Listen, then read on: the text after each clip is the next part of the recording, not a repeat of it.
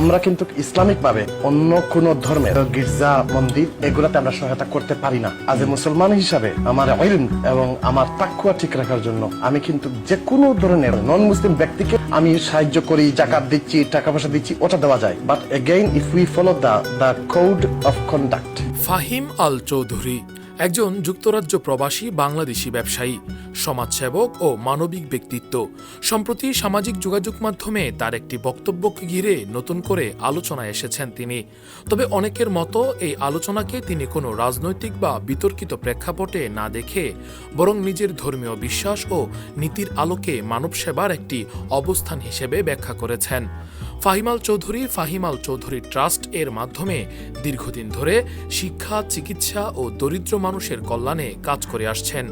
সিলেটের জকিগঞ্জ ও কানাইঘাট সহ বিভিন্ন এলাকায় তার মানবিক কার্যক্রম ইতোমধ্যে ব্যাপকভাবে প্রশংসিত হয়েছে। তিনি সংযুক্ত আরব আমিরাত ভিত্তিক ফিহা ক্যাপিটাল মাইক্রো ফাইন্যান্সের চেয়ারম্যান ও সিও হিসেবেও দায়িত্ব পালন করছেন। সম্প্রতি একটি ভিডিওতে তাকে বিভিন্ন সামাজিক উন্নয়নমূলক আবেদনের বিষয়ে বক্তব্য দিতে দেখা যায়। তখন তাকে বলতে শোনা যায়, আমি একজন মুসলমান হিসেবে অন্য কোনো ধর্মের গির্জা বা ধর্মীয় উপাসনালয়গুলোতে সহায়তা করতে পারি না, কারণ এটা পুরোপুরি ইসলামের বিপরীত এবং ইসলাম বিরোধী।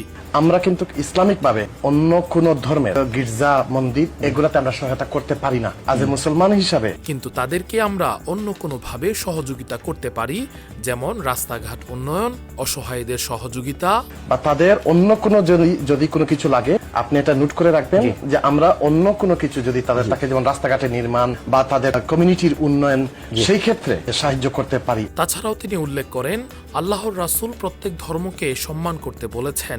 তার মানে এই নয় যে আপনি কোনো ধর্মকে প্রমোট করবেন বা মন্দির ও গির্জাতে সাহায্য করবেন। কিন্তু আল্লাহ রাসূল কিন্তু সব ধর্মকে তাদের জায়গার মধ্যে এগুলা যে স্বাধীনতা দেওয়া হয়েছে এখানের মধ্যে, এবং অন্য ধর্মের দিকে সম্মান করাও আল্লাহ রাসূলের যে একদম যে পরিষ্কার ইশারা আছে। বাট তার মানে এটা না যে আপনি কোন ধর্মকে প্রমোট করবেন, তাদের যে ধর্মের মন্দির গির্জা এগুলোতে আপনি হেল্প করবেন।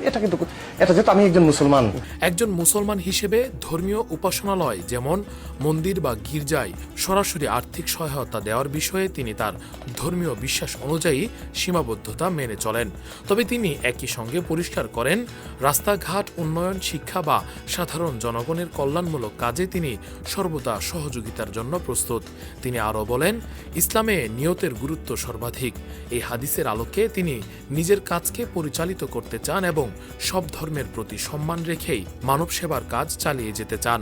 তার এই বক্তব্যে অনেকে একে ধর্মীয় নীতিবোধ ও ব্যক্তিগত সততার প্রকাশ হিসেবে দেখেছেন। মতভেদ নয়, বরং তিনি মানব সেবাকে তার বিশ্বাসের সীমার মধ্যে থেকেও কিভাবে অব্যাহত রাখা যায় তার একটি স্পষ্ট উদাহরণ তুলে ধরেছেন। রাকিবুল ইসলাম রইস, ফেস দ্য পিপল।